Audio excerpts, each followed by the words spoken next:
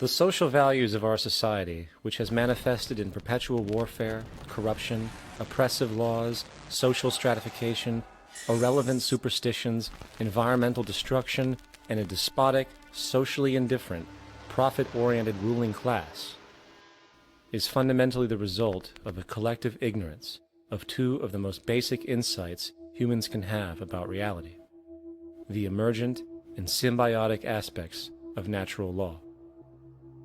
The emergent nature of reality is that all systems, whether it is knowledge, society, technology, philosophy, or any other creation, will, when uninhibited, undergo fluid, perpetual change.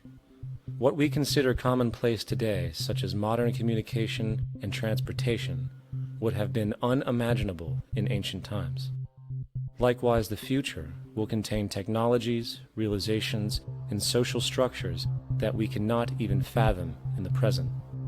We have gone from alchemy to chemistry, from a geocentric universe to a heliocentric, from believing that demons were the cause of illness to modern medicine. This development shows no sign of ending, and it is this awareness that aligns us and leads us on a continuous path to growth and progress.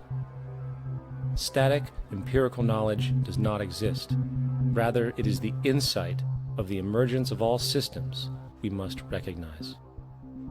This means we must be open to new information at all times, even if it threatens our current belief system and hence identities. Sadly, society today has failed to recognize this, and the established institutions continue to paralyze growth by preserving outdated social structures. Simultaneously, the population suffers from a fear of change, for their conditioning assumes a static identity, and challenging one's belief system usually results in insult and apprehension, for being wrong is erroneously associated with failure, when, in fact, to be proven wrong should be celebrated, for it is elevating someone to a new level of understanding, furthering awareness. The fact is, there is no such thing as a smart human being, for it is merely a matter of time before their ideas are updated, changed, or eradicated. And this tendency to blindly hold on to a belief system, sheltering it from new, possibly transforming information, is nothing less than a form of intellectual materialism. The monetary system perpetuates this materialism not only by its self-preserving structures, but also through the countless number of people who have been conditioned into blindly and thoughtlessly upholding these structures, therefore becoming self-appointed guardians of the status quo. Sheep, which no longer need a sheepdog to control them, for they control each other by ostracizing those who step out of the norm.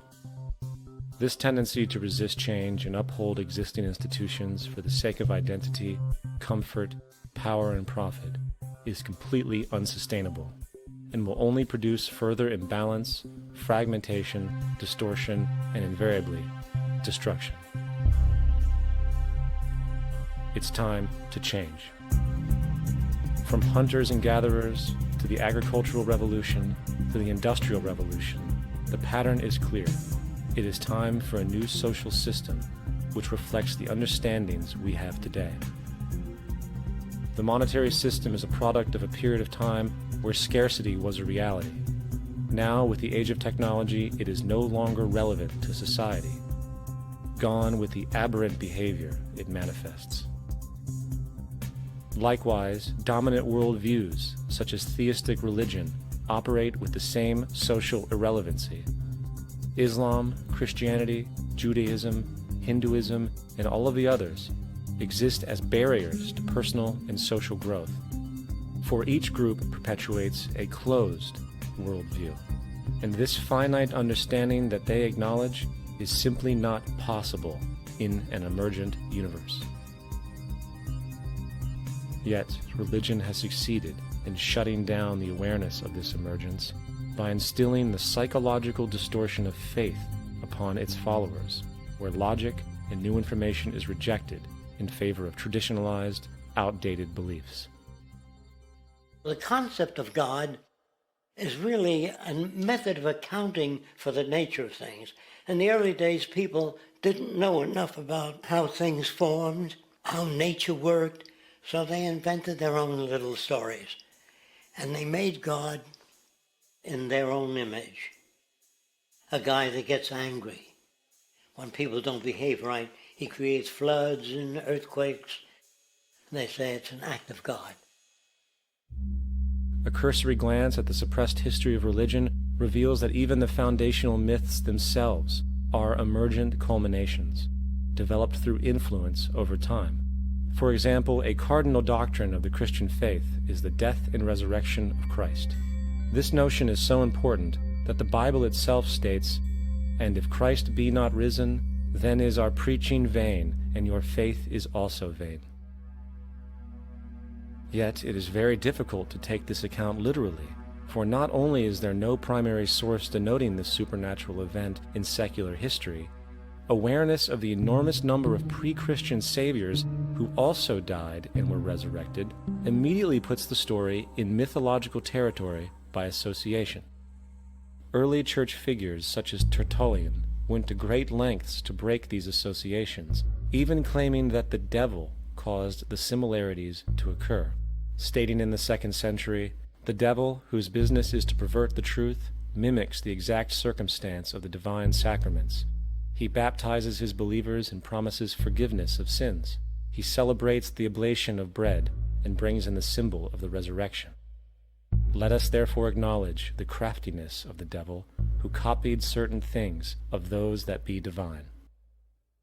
What is truly sad, however, is that when we cease the idea that the stories from Christianity, Judaism, Islam, and all the others are literal history, and accept them for what they really are, which are purely allegorical expressions derived from many faiths, we see that all religions share a common thread, and it is this unifying imperative that needs to be recognized and appreciated.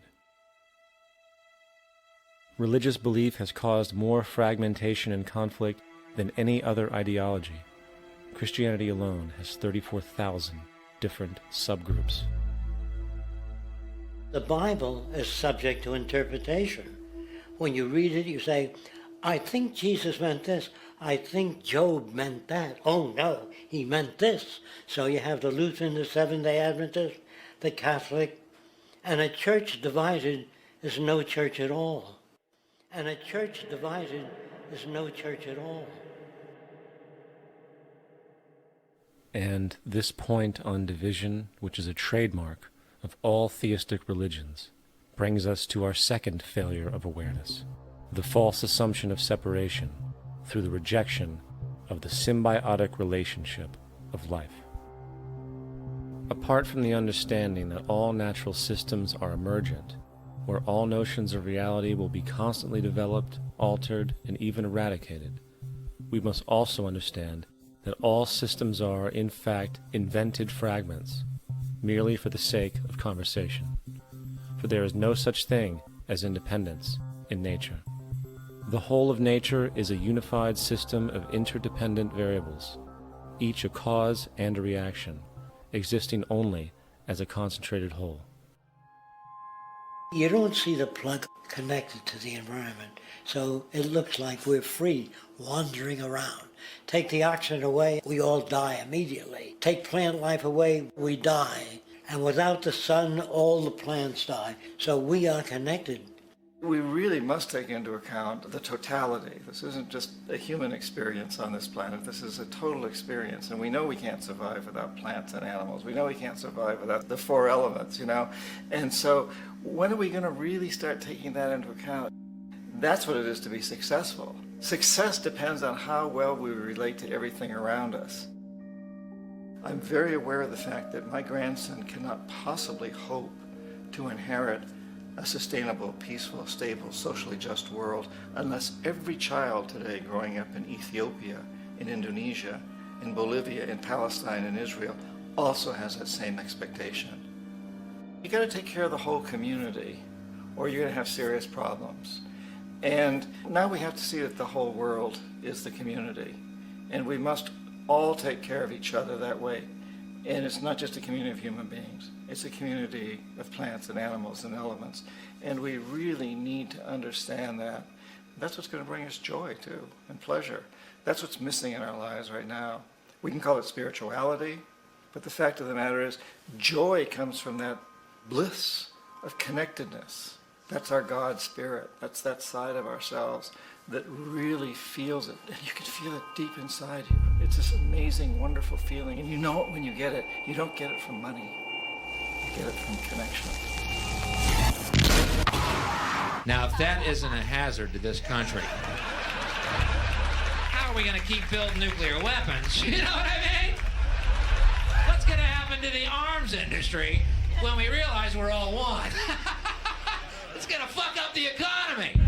The economy that's fake anyway. The economy that's fake anyway. The economy that's fake anyway. The economy that's fake anyway. The economy that's fake anyway. Which would be a real bummer. You can see why the government's cracking down on the idea of experiencing unconditional love.